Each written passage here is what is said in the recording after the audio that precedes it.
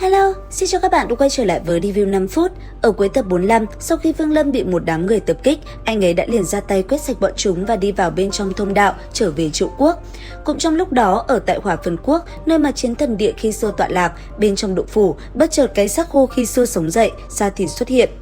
Sau đó, thân ảnh kia bất chợt mở miệng nói, chữa trị 3.000 năm, tu vi cuối cùng cũng khôi phục được 3 phần, chắc hiện tại đã ở Anh Bính Kỳ. Dứt lời, hắn lên kiểm tra túi trữ vật thì phát hiện đã bị người khác lấy mất. Theo thần thức dò xét, hắn phát hiện người lấy chính là Vương Lâm. Bởi vậy, chỉ tích tắc sau, thân ảnh kia đã lao ra bên ngoài. Thời gian qua đi, không lâu sau, truyền tống trận đột nhiên phát sáng.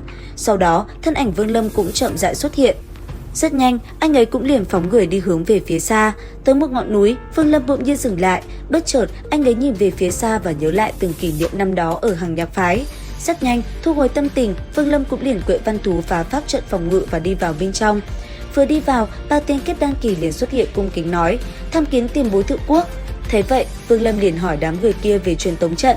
Nghe vậy, đám người kia hoảng hốt nhìn nhau. Sau một hồi, có người nói cho Vương Lâm biết vị trí của truyền tống trận cổ. Thế, Vương Lâm cũng liền theo người kia và đi tới truyền tống trận.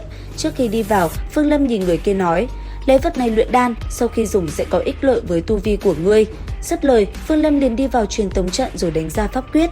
Sau đó, khi truyền tống trận sáng lên, thân thể anh ấy cũng liền biến mất. Trong lúc đó, ở tại đằng xa, thân ảnh Đằng Hóa Nguyên đang nhắm mắt tu luyện bất chợt mở ra. Nhìn về phía bà vị trước mắt, thanh âm hắn ta bất chợt vang lên nói, Lệ Nhi, ngươi ra đi quá sớm, nếu không phải vậy, có lẽ với tư chất của ngươi bây giờ đã là Nguyên Anh kỳ rồi. Cùng trong lúc đó, ở ngoài Đằng Gia Thành, thân ảnh Vương Trúc và Đằng Tú Tú bất chợt xuất hiện. Nhìn tên kia bây giờ, trong mắt đã tràn đầy oán độc. Thế, Đằng Tú Tú nhìn phu quân của mình nói, Vương Trác, chuyện đã qua từ lâu, ngươi vẫn không quên được sao? Quên ư? Thù diệt tộc, nếu có thể dễ dàng bỏ qua thì Vương Trác ta không xứng làm người. Vương Trác, chuyện năm đó, ngươi không nên hận lão tổ mà phải hận Vương Lâm mới đúng. Đằng Tú Tú, ta cảnh cáo ngươi, đừng bao giờ nhắc hai chữ Vương Lâm trước mặt ta. Cũng trong lúc đó, ở một nơi xa, từ trong sơn cốc, thân ảnh Vương Lâm chậm rãi bước ra. Nhìn về phía trước, từng ký ức trong ánh mắt bất chợt xuất hiện. Cứ thế, từng hình ảnh ấy trôi qua nhanh chóng, sau đó thanh âm anh ấy vang lên nói, cha, mẹ, thiết trụ đã trở về, lúc này ta muốn cho Triệu Quốc máu chảy thành sông, nếu trái lời thề, trời chu đất diệt. Dứt lời, thân hình Vương Lâm liền biến mất. Không lâu sau, anh ấy đã xuất hiện ở một sơn thôn hẻo lánh. Sau đó, Vương Lâm chậm rãi tiến về phía một căn nhà tranh. Tới đây, Vương Lâm để cửa đi vào, anh ấy không tự chủ được mà run lên, từng ký ức về gia đình thuở xưa lại bất chợt hiện về trong tâm trí. Lúc này, Vương Lâm có cảm giác 400 năm trước cũng chỉ giống như trong một giấc mơ, chậm rãi tiến về phía bài vị cha mẹ, Vương Lâm quỳ xuống. Sau đó, thanh âm vang lên nói, con bất hiếu Vương Lâm, hôm nay thắp hương tế bái, thề sẽ lấy mạng toàn bộ Đằng gia vì cha mẹ dựng một tháp đầu người. Dứt lời, Vương Lâm đứng dậy. Ngay sau đó, anh ấy định rời đi thì nghe thấy bên ngoài có tiếng động, một người phụ nữ chậm rãi đi vào bên trong. Thế vậy, Vương Lâm nấp vào một góc lặng yên quan sát. Sau một hồi, anh ấy mới đi ra và hỏi nữ nhân kia vài việc.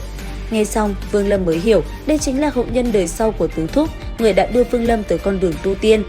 Hít sau một hơi, Vương Lâm nhìn nữ nhân kia nói, đây là 72 hạt đan dược, mỗi con cháu đời này chỉ có thể được ăn một hạt, sử dụng nó cho tốt. Dứt lời, thân ảnh của Vương Lâm cũng liền biến mất. Không lâu sau, thân hình anh ấy đã rất nhanh phóng về phía xa bay đi. Thần thức khẽ động, Vương Lâm rất nhanh đã phát hiện ra vị trí của Đằng Hóa Nguyên. Tới đây, Vương Lâm dừng lại, cầm cấm phiên trong tay, anh ấy liền đánh ra vài đạo pháp quyết. Sau đó, một cái màn chắn cũng liền bao phủ toàn bộ Đằng Gia Thành ở bên trong. Tới đây, Vương Lâm thanh âm vang lên nói, từ hôm nay, Đằng Gia Thành chỉ có thể vào mà không thể ra. Đằng Hóa Nguyên, màn trả thù của Vương Lâm ta bây giờ mới chỉ là bắt đầu thôi. Hồn phách Đằng Lệ hiện.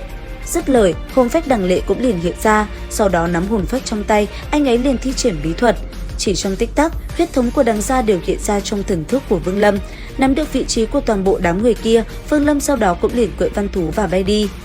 Không lâu sau, anh ấy đã tới Thiên Đạo Môn. Tới đây, anh ấy một đường liền lao về bên trong lấy mạng người Đằng gia. Cũng từ đây, một màn gió tanh mưa máu cũng bắt đầu. Và liệu rằng tập 46 sẽ còn gì hấp dẫn? Theo dõi video vào tuần sau để biết thêm chi tiết nhé. Xin chào và hẹn gặp lại!